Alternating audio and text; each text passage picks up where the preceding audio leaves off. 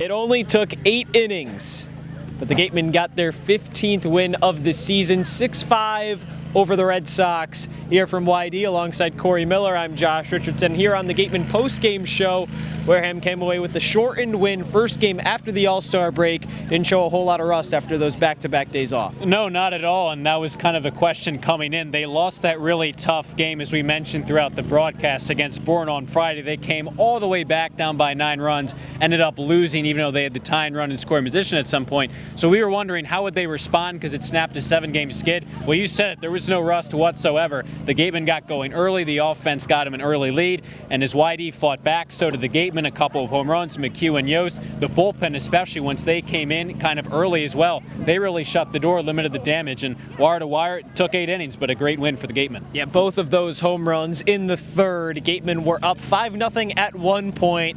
YD responded, played at 4 in the home half of the third. It got close, just 6-5 win for the Gatemen. So it really did come down to the bitter end, and it's a good thing they didn't have to play those last 3 outs. You never know what would have happened, but to just kind of guarantee you win after 24 outs is always a nice feeling. It really is a nice feeling, especially since we saw a lot of bullpen arms used by the Gatemen. Listen, they were all pretty much fresh after those couple days off, but for Ty Stark to come in cold, get those big outs, then for Turner to come in and seal the deal. Listen, you don't know how long this game was going to go, but if you're Wareham, whether or not it took 9 innings, 8 innings, 7 innings, it didn't matter. The goal was the same, 1-run game. It was a pressure-packed situation, and all those pitchers, especially out of the bullpen, delivered. And not just the pitchers, everybody in the field and at the dish for the Gatemen also delivered. Left fielder Easton Breifogel with our Rayna Maggelet after tonight's contest.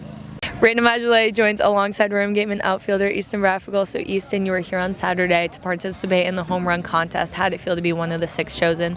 Yeah, it was cool. I think, Smythe decided to nominate me for it, and it was a super fun event. 6,000 people were here, so it's cool to come compete, meet new guys, and have fun. You were the first runner-up. You crushed 10 in the first round, 25 overall. How did it feel to come out of your first home run contest so successfully? Yeah, it was fun. Smythe was throwing them there pretty good, and I got in a groove after, the first 30 seconds of both rounds. So after I got in my groove and settled in a little bit, it was a good run. You had a really successful season with the Wildcats over the spring. How does the Cape League and this tough competition really prep you to go back to Tucson? It's tough. You go from obviously playing in the College World Series in front of all those people and like the nicest field in the country, and then you have to, come play here in not the best conditions. There's no batter's eye, but it's all part of the game. It's all part of the fun, and it's just going to make everything feel so much easier when I go back for my junior season. There you go. Well, good job tonight. Thank you. Thank you. Thanks, Rayna. Well, the Gatemen back in action quickly again tomorrow before the off day on Wednesday. Wareham goes out to Chatham to Veterans Field to face the Anglers. Gatemen 0-2 this season against Chatham. So trying to get that first win of the year. First pitch at 7. You can hear Cory and I all the action on Cape League TV and on YouTube.